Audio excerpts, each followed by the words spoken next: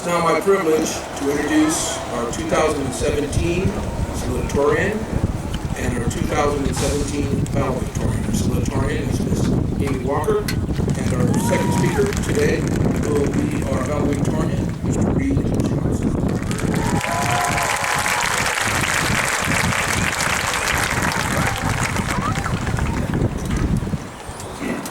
About 24 hours ago, I was starting to get worried because I had absolutely no plan for what to say in this speech, so I started fishing around for ideas.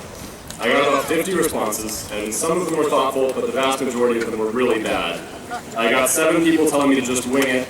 I got 4 recommendations for songs that I could either play or sing along with into the microphone. I got a lot of responses that were too offensive to perform or even mention, and I got one surprisingly detailed plan to engage the audience in a giant game of musical chairs. But by far the most common was just people asking me to mention them. Most of these suggestions were pointedly irrational, and I didn't know how I could possibly incorporate any of them, let alone shouting out 30 different people. But despite this, they were very helpful in a different way. They allowed me to release some tension about this speech, and they made me happy for a bit. So I decided that instead of patting myself on the back for being smart for 4 minutes, I would hijack this particular celebration of intelligence by offering my thoughts in praise of irrationality. In the short term, we're all here because we went to school and waited in line on Tuesday, and then went to the lake and waited in line yesterday, and then went back to school and waited in line again yesterday, and then went to school and waited in a grid that was essentially a line earlier today, and here we are in that same grid right now. We would have graduated regardless, but we decided to spend about 10 hours of the last 3 days just waiting to celebrate the sense of community we happen to get from living within the same arbitrarily drawn district lines. But despite the convoluted pointlessness of graduation, we are all here together, united by an irrational hope for a bright future. In the long term, we're here today because we suffered through a whopping 670 days together, and that's if you only skipped 50 days. And now it's over. For some of us, life after high school will be better, and for some of us it'll be worse. But for the majority of us, I personally believe that it'll be exactly the same.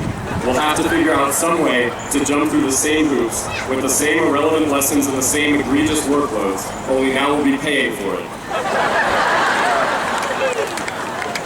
It's up to us to find a way to be happy about this. And the best way I can think of is to step out of here with the blind, irrational faith that life, for whatever made-up reason, gets better. My journey to this moment has been difficult, largely because I've internalized too much criticism and not nearly enough irrationality. Evaluating the world around you empirically is useful but painful, and that's why I'm glad we're gathered here today in both suits and robes for some reason, waiting through this speech that we don't care about just to hear our names announced briefly. And now, instead of concluding my speech at its natural apex, in honor of brief name announcements, in honor of things you don't want to hear, and especially in honor of irrationality, I'll conclude by offering shout-outs to every single person who requested one from me, along with some people who bestowed upon me some of my favorite bad advice, both for this speech and for life in general. Thus, I would like to thank my teachers, my parents, my sister Corrina, and my classmates Nick Klekas, Brett Masaki, Brooke Stickney, Roy Ramos, Ethan Schain-Johnson, Kinley Williams, Ashton Asani, Big Nick Stansbury, Zach Kraft, Banger McLaughlin, Jenny Byrnes, Sunny Situ, Parkour Peter Neal, Michael Salamy, Gabe Villar, Jessica Fonzalita, Jessica Wright, Emily Wurst, and Jake Hardison, whom in particular I will never forget. If you enjoyed listening to those names being called out for 30 seconds, then you're going to love the rest of this ceremony.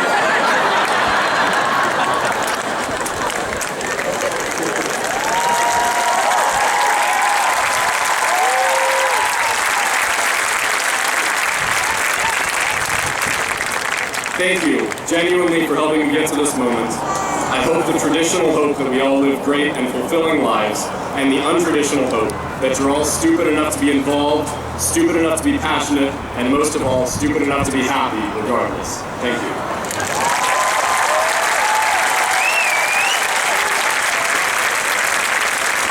Thank you, Reid. While we're